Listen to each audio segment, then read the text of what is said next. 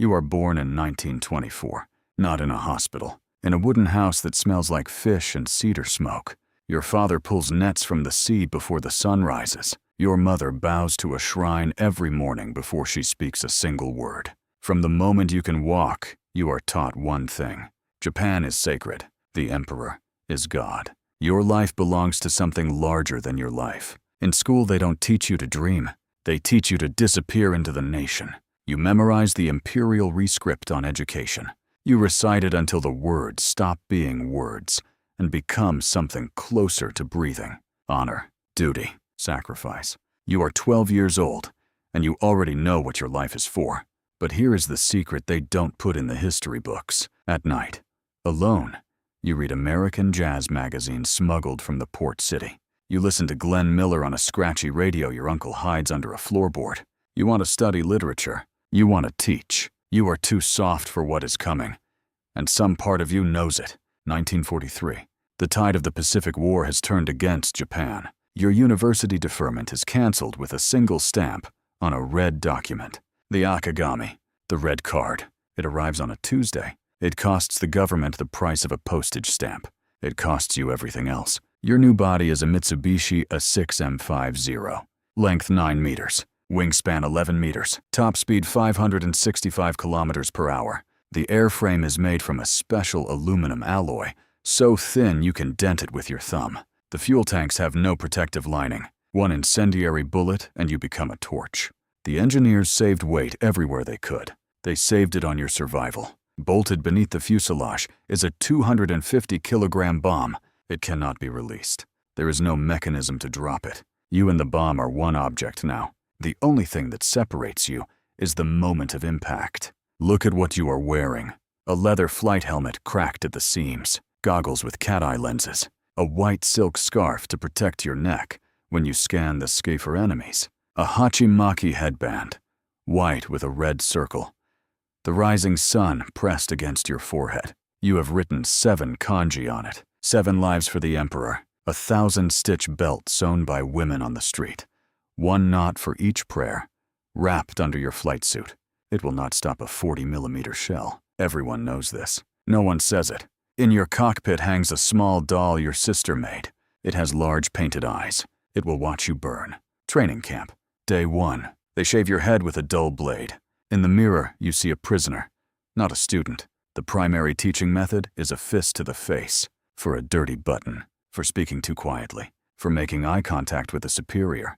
By evening, your face has swollen into something you don't recognize. They call this pouring in the spirit of the sea. A bamboo sword across the back of your thighs means you learn to sleep standing up. You write home, everything is fine. I am proud to serve. You do not write that they feed you rice with insects in it. A censor reads every word you send. Truth is contraband. Your first flight is in a Mitsubishi K-10 biplane, a red dragonfly. The earth with all its beatings and rotten food falls away beneath you, and for 3 minutes you feel something that surprises you completely. Joy. This is the trap.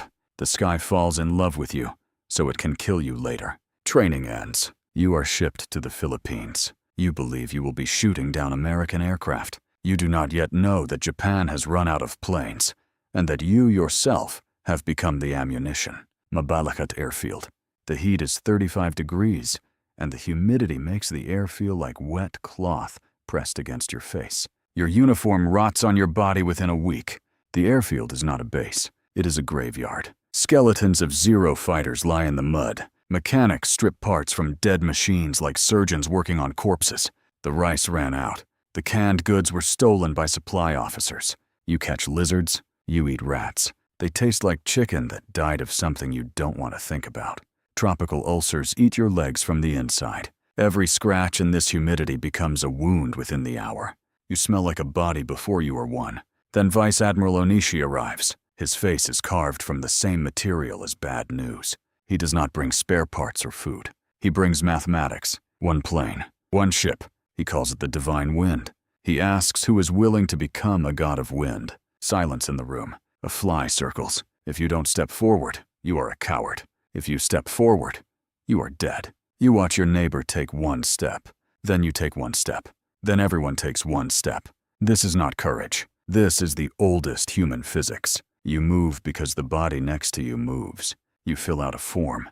They need your thumbprint, but there is no ink.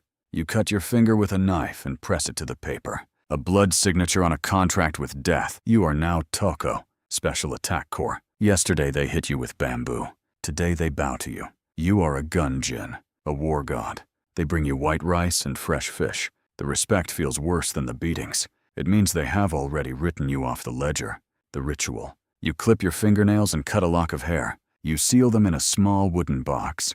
There will be no body for your parents to bury. Just this box. You write your final letter. You want to write that you are terrified, and that you do not want to die, and that you love your mother more than the emperor and the empire and all of its flags combined.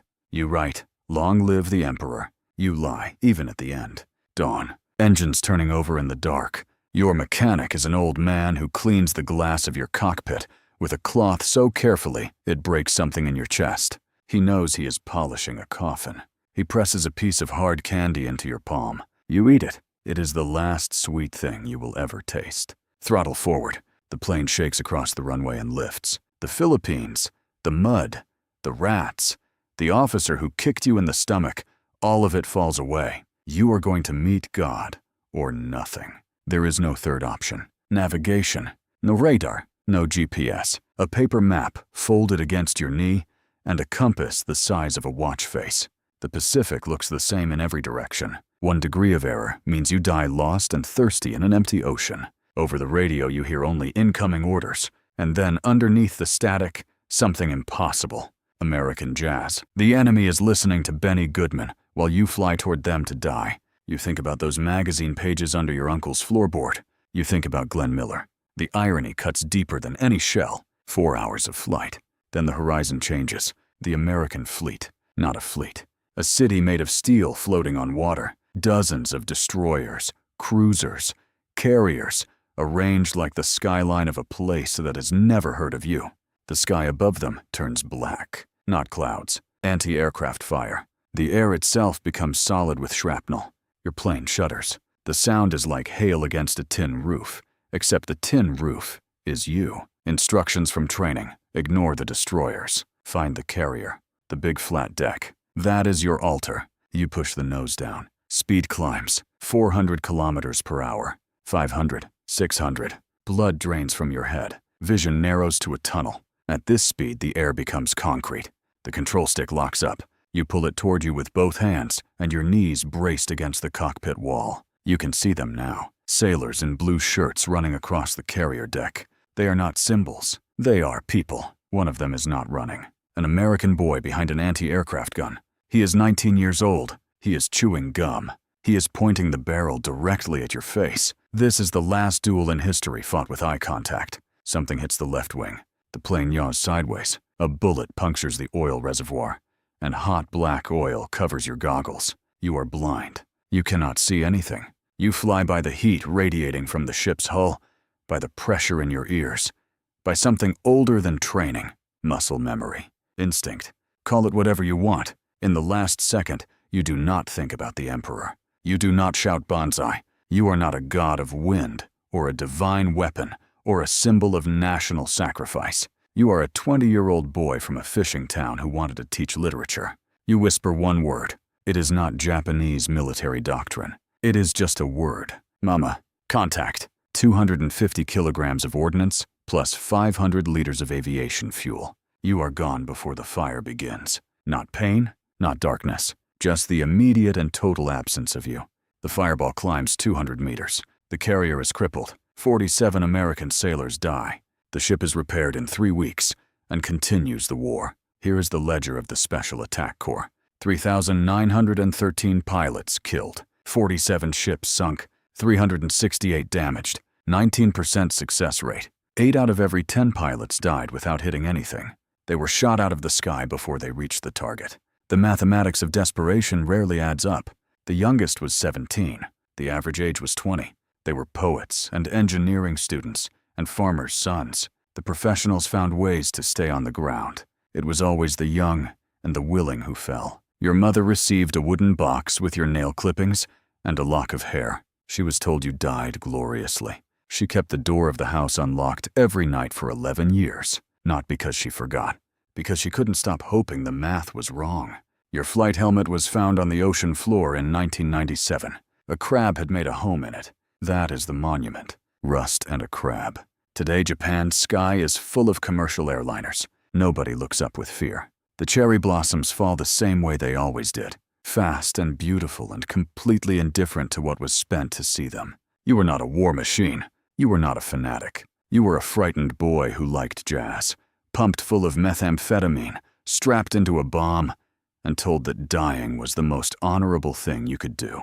Don't let anyone call that beautiful. Call it what it was. This was the divine wind. This was your whole life. While you watch this, you are alive. That is worth more than you think. If you watch to the end, you're no longer the same as you were at the beginning. Like it if the story resonated with you, subscribe. There are still many people to come. People no one has made a film about.